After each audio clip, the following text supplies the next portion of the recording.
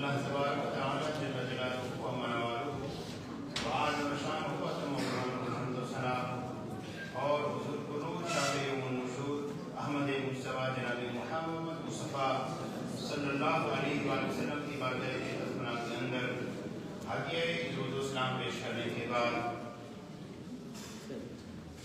قابل تکریم میزبان مکرم پیر طریقت راہ شریعت قبلہ سید محمد قاسم شاہ صاحب حمدانی سیابی حفظہ اللہ تعالی، قابل تکریم ادارہ اعزاز کے اساتذہ کرام، قابل تکریم مہمانان گرامی اور عزیز طلباء، آج الحمدللہ ہم ایک علمی اور فکری درسگاہ کے اندر موجود ہیں۔ صوفیاء کے قرب کے اندر ہم اللہ رب العزت کے پاک کلام کی سماعت کر رہے تھے۔ میں سب سے پہلے قبلہ پیر سید محمد قاسم شاہ صاحب کو مبارکباد پیش کرتا ہوں کہ آپ نے یہ ہفتہ وار تقریبات کا انعقاد کیا، آپ کی پوری ٹیم کو مبارکباد پیش کرتا ہوں۔ اور آج کی یہ افتتاحی نشست تھی، اللہ کے پاک کلام سے اس کے حوالے سے جو مقابلہ جات ہوئے وہاں سے ابتدا ہوئی، آپ نے سماعت فرمائی، تمام طلباء کرام نے تشریف لائے، بڑے خوبصورت انداز میں، بڑے احسن انداز میں انہوں نے اللہ پاک کے کلام کی تلاوت فرمائی۔ اللہ تعالیٰ ان کو برکتیں عطا فرمائی، اللہ ان کے آپ کے اساتذہ کرام کو مزید برکتیں عطا فرمائی۔ میں اختصار کے ساتھ چند ایک چیزیں آپ کی سماعتوں کی نظر کروں گا اختصار کے ساتھ۔ سب سے پہلے تو اساتذہ کرام جنہوں نے محنت کی، آپ کی تربیت کی، آپ کو قرآن پڑھایا، اور یہ جو اساتذہ کرام ہیں ان کی قدر و منزلت کتنی ہے۔ سرکار دو عالم صلی اللہ علیہ وسلم نے ارشاد فرمایا خیرکم من تعلم القرآن وعلمہ۔ اللہ رب العزت کی مخلوق کے اندر، اللہ کی کائنات کے اندر سب سے جو عظمت والی ذات ہے وہ ہمارے پیارے نبی حضرت محمد صلی اللہ علیہ وسلم کی ذات کرام، ان کی بارگاہ سے یہ سرٹیفکیٹ دیا جا رہا ہے کہ تم میں سے بہترین شخص وہ ہے کہ جو قرآن کو سیکھتا ہے اور دوسروں کو سکھاتا ہے۔ تو یہاں پہ اساتذہ کرام کی قدر و منزلت ہے، آپ اپنے آپ پہ فخر کریں کہ اللہ تعالیٰ نے آپ کو چن لیا ہے۔ اور اس کے علاوہ یہ جو ہمارا ٹیچنگ کا شعبہ ہے، معلمین ہیں، اساتذہ کرام ہیں، میں سمجھتا ہوں سب سے بہترین شعبہ یہی ہے۔ سرکار دو عالم صلی اللہ علیہ وسلم نے فرمایا انما بعثت معلما، مجھے سکھانے والا بنا کر بھیجا گیا ہے۔ اور جو قرآن کی پہلی وحی نازل ہوئی وہ اقرا کے ساتھ اس کی ابتدا ہوئی ہے، جو ایجوکیشن کے بارے میں بات کرتی ہے، تعلیم کے بارے میں بات کرتی ہے۔ انسان کی جو قدر و منزلت ہے وہ تعلیم ہی کے ساتھ شروع ہوتی ہے، اور انسان جو ذلت و رسوائی کی گہرائیوں میں گرتا ہے وہ تعلیم نہ ہونے کی وجہ سے گرتا ہے۔ تو ہوا بھی سے اتار کی پہلی بات ہے۔ پھر طلباء کرام آپ کی بھی بڑی قدر و منزلت ہے، جو پہلی میں حدیث اس کے اندر بھی، اور دوسری حدیث سرکار دو عالم صلی اللہ علیہ وسلم نے ارشاد فرمایا من سلک طریقا یلتمس فیہ علما، جو ایسے راستے پہ چلتا ہے اور وہ علم کی تلاش میں ہوتا ہے، اللہ رب العزت اس کے لیے جنت کا راستہ آسان فرما دیتا ہے۔ کتنی قدر و منزلت ہے، آپ اپنے آپ پہ ناز کریں۔ اور یہاں پہ یہ ہم ایک اسلامی انسٹیٹیوٹ کے اندر موجود ہیں، یہاں فقط علم سے مراد یاد نہ رکھیں کہ قرآن اور حدیث کی تعلیم ہے، نہیں، ہر وہ علم جو اللہ کی مخلوق کے لیے نفع بخش ہے، جو شخص بھی اپنے گھر سے نکلے گا وہ اس حدیث کے زمرہ میں آ جائے گا، چاہے اس کا تعلق میڈیکل کے ساتھ ہے، چاہے اس کا تعلق انجینئرنگ کے ساتھ ہے، یا آئی ٹی کے شعبے کے ساتھ ہے، یا طب کے شعبے کے ساتھ ہے۔ جو بندہ انسان اللہ کی مخلوق کا نفع سوچتے ہوئے اپنے گھر سے نکلے گا اور علم کو تلاش کرے گا کہ اللہ کی مخلوق کو نفع پہنچے، وہ اس حدیث کے ضرور کے انتظار کرے گا۔ اللہ رب العزت کو برکت عطا فرمائے۔ جو میری ڈیوٹی لگائی گئی تھی وہ ہے علم التجوید کی اہمیت اور اس کی فضیلت۔ علم التجوید کی فضیلت کے بارے میں پہلے مطالعے کے بارے میں بتا، آسان الفاظ کے اندر کہ علم التجوید اس لیے سیکھا جاتا ہے کہ ہم نے قرآن کو صحیح پڑھنا ہے، بس آسان سی بات ہے، قرآن کو ہم نے صحیح پڑھنا ہے، یہ اس کا رزلٹ ہے۔ اس کے لیے ہم تجوید کو سیکھتے ہیں، اس میں مخارج پڑھتے ہیں، اس میں صفات پڑھتے ہیں، اور اس کی فضیلت احباب کی بتا اس جملے سے لگا رہے ہیں کہ اس علم کا تعلق اس کتاب کے ساتھ ہے جو اللہ کی کائنات میں سب سے افضل ترین کتاب ہے۔ تو جو افضل ترین کتاب ہے جب اس کے ساتھ اس علم کی نسبت ہو جائے گی وہ عظمت والا علم بن جائے گا، یہ اس کی قدر و منزلت ہے۔ اور تجوید کی اہمیت احباب پر قرآن سے ثابت ہے۔ میں نے آپ کے سامنے جو آیت مقدسہ تلاوت کی ہے، امام جزری رحمۃ اللہ تعالی علیہ، جس طرح محدثین میں امام بخاری کو سلطان المحدثین کہا جاتا ہے، اوقات پہ آتے ہیں محدثین کا سرخیز ہیں، اسی طرح علم التجوید والقراءت کے اندر امام جزری رحمۃ اللہ تعالی علیہ آپ سلطان القراء کو کہا جاتا ہے۔ آپ کی بات کی حیثیت رکھتی ہے تو آپ نے فرمایا التجوید فرض علی کل مکلف، ہر مکلف پر، ہر مسلمان پر تجوید کو سیکھنا فرض ہے۔ اور اس کے تحت احباب ذوالفقار ایک فرض کفایہ ہوتا ہے، ایک فرض عین ہوتا ہے۔ ہر آدمی کو، ہر مسلمان کو تجوید کے ساتھ پڑھنا، یہ قرآن اس کے لیے یہ فرض عین کے درجے میں آتا ہے۔ کیا سرکار دو علیہ وسلم نے صلو کما رأیتمونی اصلی، تم ایسے نماز پڑھو جیسے میں نماز پڑھتا ہوں۔ تو تجوید کے بارے میں اقرؤوا کما علمتم، قرآن کو ایسے پڑھو جیسے تمہیں سکھایا گیا ہے۔ قرآن کی تلاوت کے اندر اپنی مرضی نہیں کر سکتی حوالے سے بتا۔ بعض دفعہ یہ سننے میں آتا کہتے ہیں کوئی مسئلہ نہیں ہے، جیسے دل کرتا رہے قرآن پڑھتے رہیں۔ تو میں آسان سی بات کہتا ہوں کہ جو شخص یہ کہتا ہے آپ کہیں گے ایک ہم انگلش کا ایک پیراگراف ہو اور انگلش کے پروفیسر سامنے ہوں جو اس کے متخصص ہیں، اسپیشلسٹ ہیں انگلش کے، آپ ان کے سامنے اپنی مرضی سے انگلش پڑھنا شروع کر دیں، اس کا تلفظ آپ غلط کرنا شروع کر دیں، وہ کہیں گے یہ تو آپ غلط پڑھ رہے ہیں۔ آپ کہیں گے انگریزوں کی زبان ہے، کوئی گناہ بھی نہیں ہوگا، کوئی حرام بھی نہیں ہے، ہماری مرضی ہے پڑھیں، وہ کہے گا نہیں ایسی بات نہیں، آپ غلط پڑھ رہے ہیں، آپ اپنی زبان کو ٹھیک کریں، الفاظ کو ٹھیک کریں۔ ایسے تمام زبانوں کا تعلق ہے۔ تو احباب ذوالفقار کیا اللہ کے پاک نام کی کوئی قدر منزلت نہیں ہے؟ جیسے دل کیا اس کو پڑھ لیے نہیں۔ تو احباب ذوالفقار ہر مسلمان پر فرض عین ہے، اور لیکن علم التجوید کو سیکھنا، اس کی باریکیوں کو سیکھنا، یہ علماء نے کہا کہ یہ فرض کفایہ ہے۔ ہر معاشرے کے اندر چند ایک ایسے افراد ہونے چاہیے جو نکلیں اور علم التجوید کی باریکیوں کو سمجھیں تاکہ دوسروں کو سکھائیں۔ تو احباب ذوالفقار اس کے اندر آپ اہمیت ذرا غور کریں۔ مخارج کی پہلے بات آتی ہے، کیا کوئی بندہ اس دنیا کے اندر یہ اس چیز کی اجازت دے دیتا ہے کہ مخارج کا خیال نہ رکھیں؟ جیسے دل کرتا ہے ایک حرف کی جگہ دوسرا پڑھتے جائیں، کوئی چلتا جائے گا نظام۔ میں آپ کو دو مثالیں آپ کے سامنے دیتا ہوں، ایک ہے عین اور ایک ہے حمزہ۔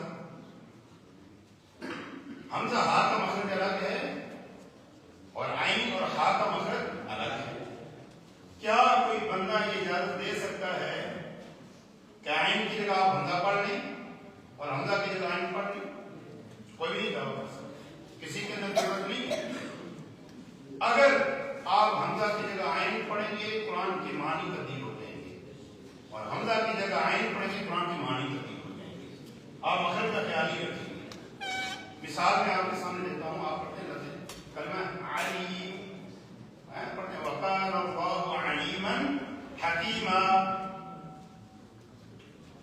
جاننے والا. آپ اسی جگہ پہ آئیں جگہ حمزہ پڑھیں, علیم پڑھ لیں, علیم عذاب علیم دردناک عذاب. اب دیکھیں علیم سے علیم معنی کہاں سے کہاں تک نکلے, بالکل بالکل اپوزٹ سائڈ پہ چلا جائے. اسی طرح آپ دیکھیں ایک ہے قاف اور ایک ہے کاف. مخارج کی اہمیت بتا رہا ہوں آپ کے سامنے. کوئی شخص قاف کو کاف پڑھتا ہے, کاف ہے کینچی والا اور کاف ہے کہتے ہیں کشمیری کاف جو ہے, دونوں کے مخرج الگ ہیں, بالکل ساتھ ساتھ کے مخرج. تو ہماری کاف پڑھے, سورہ اخلاص پڑھے, ہم کیا پڑھتے ہیں کل, قاف کے کل پڑھتے ہیں, موٹا پڑھتے ہیں. ٹھیک ہے, آپ کو ہم صرف کیا کریں, تھوڑا سا اس کو باریک کر دیں. کل مطلب کہو, اے حبیب آپ کہیں, آپ باریک پڑھیں کل مطلب کو کھاؤ, بالکل معنی کہاں پہ ہے کہنا اور کہاں پہ ہے کھانا, معنی کی مطلب صفات کی طرف چلتی ہے. کیا صفات مہم ہے یا صفات مہم نہیں؟ صفات مہم ہے. صفات کا اگر آپ خیال, آپ مخرج کا خیال رکھتے ہیں, ہر حرف کو اس کی مخرج سے ادا کرتے ہیں, اگر صفات کا خیال نہیں رکھتے ہیں پھر بھی معنی سے جب بگاڑ آئے گی. میں مثال آپ کے سامنے رکھتا ہوں. تو اور تا ایک مخرج ہے, طرف لسان اور ثناء اولیاء کی جڑیں. تو اور تا دونوں کا مخرج ہے. ایک شخص پڑھے, آپ پڑھتا ہے الطلاق مرتان, لفظ الطلاق اور ڈائیورس کہ طلاق دو مرتبہ ہے. اب یہ پڑھ رہا ہے الطلاق.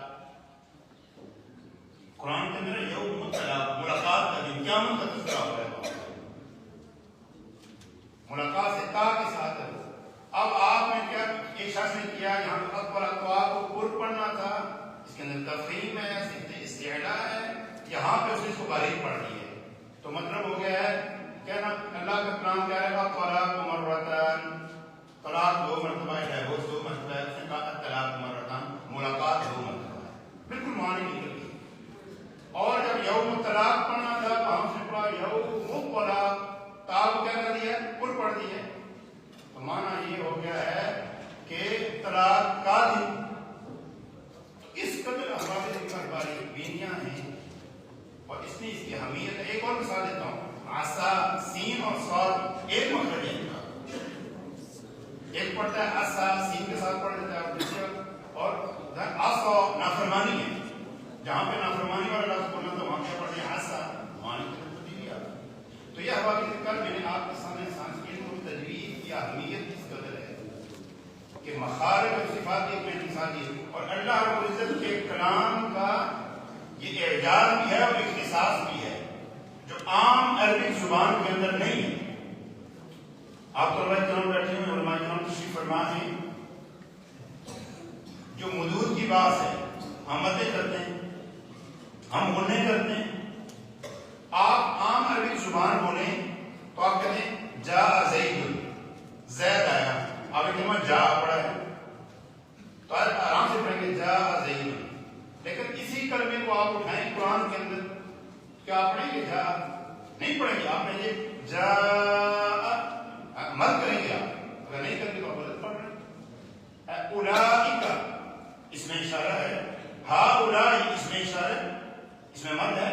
ایک میں مد متصل ہے, دوسرے میں مد منفصل ہے ابتدا کے اندر, ہؤلاء کے اندر, اور بعد میں مد متصل آتی ہے. تو وہاں پہ مت کریں گے. کیوں؟ کیونکہ سرکار دو عالم صلی اللہ علیہ وسلم نے ایسے پڑھا ہے, اس میں مرضی نہیں کر سکتی. سرکار دو عالم صلی اللہ علیہ وسلم کے صحابی, ان کے سامنے ایک شخص نے پڑھا انما الصدقات للفقراء, یہ قرآن کی آیت پڑھی, ابتدا میں 2-3 کلمات پڑھے ہیں. تو آگے سے صحابہ نے فرمایا کہ ہمیں سرکار دو عالم صلی اللہ علیہ وسلم نے ایسے نہیں پڑھایا, ہمیں سرکار دو عالم صلی اللہ علیہ وسلم نے ایسے نہیں پڑھایا. تو انہوں نے کہا پھر آپ بتائیں سرکار نے کہا, یہ نہیں کہا کہ آپ نے مد متصل نہیں کی ہے, کیونکہ یہ علوم کی جو مصطلحات کی جو بعد میں آئی. تو انہوں نے فرمایا کہ سرکار دو عالم صلی اللہ علیہ وسلم نے ایسے پڑھایا انما الصدقات للفقراء, مد کے ساتھ پڑھایا جاتا ہے ایسے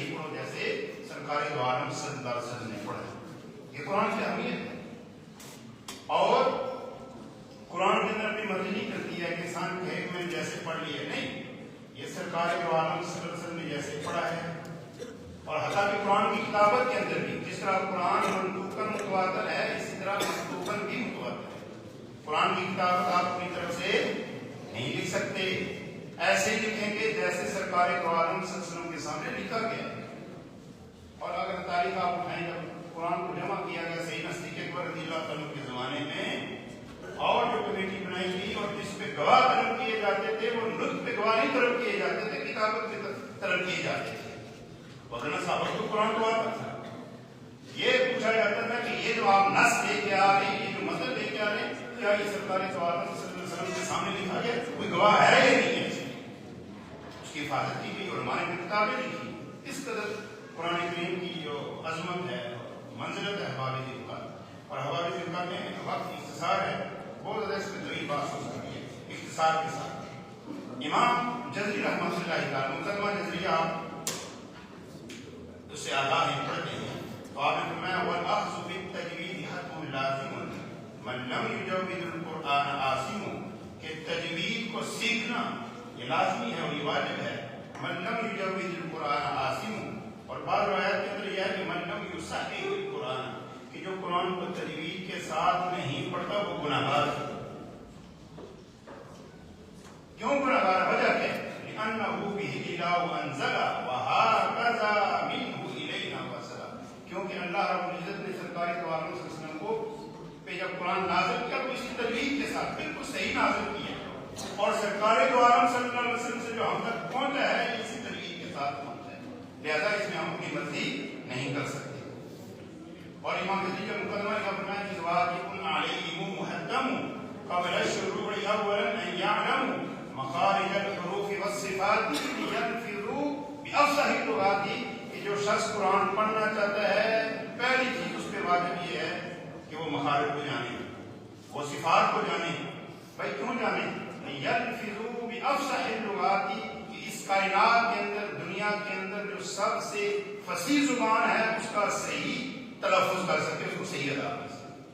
تو یہ حوالے ذکر کی اہمیت میں نے آپ کے سامنے بیان کیا ہے، بہت طویل گفتگو ہو سکتی ہے۔ میں آخر میں ایک چیز جو ہے، یہاں مدارس کے طلباء کرام بیٹھے ہوئے ہیں، علماء کرام بیٹھے ہوئے ہیں، قرآن صاحبان بیٹھے ہوئے ہیں، اور مجھ سے علم کے اندر بھی اور تجربے کے اندر بھی آپ مجھ سے سینئر ہیں بہت سے، کیوں شاہ صاحب کی اجازت سے میں ایک تجویز آپ کے سامنے یہ رکھنا چاہتا ہوں، اور ہم نے مل کے غور کرنا ہے۔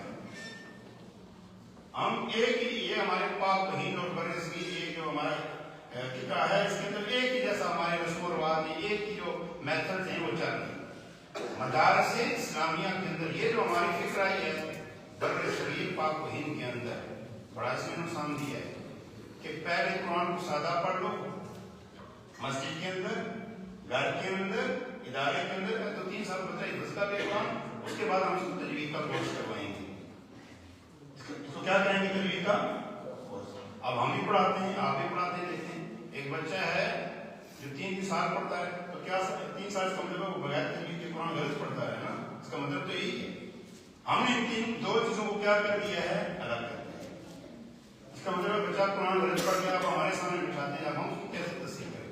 جو 3 سال تک بچہ قرآن غلط پڑھتا ہے، اب اس کی کیسے تصحیح ہوگی؟ بڑا مشکل کام ہے۔ اور ان بچوں میں سے جو صرف حفظ کرتے ہیں، جو سادہ قرآن کہتے ہیں پڑھ لیتے ہیں، ان میں سے تو 1%، بلکہ 1000 میں سے بھی میں کہتا ہوں کوئی ایک بچہ ہے جو تجوید کا کورس کرنے کے لیے جاتا ہے۔ تو برائے مہربانی اس فرق کو مٹا دیں، جب پہلے دن بچہ استاد کے سامنے بیٹھے تو استاد اس کو صحیح پڑھائے، اور اپنا اہتمام کریں۔ آپ جہاں پر بھی ہیں اساتذہ اپنے آپ کو جو ہے نا وہ محنت کریں، اپنے آپ کو تیار کریں، اور گلی اور محلے اور مسجد کے اندر جو انتظامیہ جب آپ استاد رکھتے ہیں، آپ ماہرین کے پاس ہیں، اگر آپ ایک گلی اور محلے کے اندر اور علاقے کے اندر آپ اگر ایک میڈیکل کا آپ ادارہ قائم کرتے ہیں، بعض لوگوں کی خواہش ہوتی ہے ان کو میڈیکل کا ادارہ قائم کریں، وہاں پہ ڈاکٹر آ کے بیٹھیں اور وہ علاج کریں، تو اگر آپ اپوائنٹمنٹ کریں گے کسی ڈاکٹر کی، کس سے پوچھیں گے؟ آپ خود کریں گے؟ آپ کے پاس تو علم نہیں ہے، تو آپ ایسے افراد کے پاس جائیں جو اس فن سے آگاہ ہیں، ان سے مشاورت کریں اور وہ آپ کے جذبے کو تیار کریں گے۔ کیوں؟ علماء نے فرمایا الاستاذ القوی یخرج التلمیذ القوی،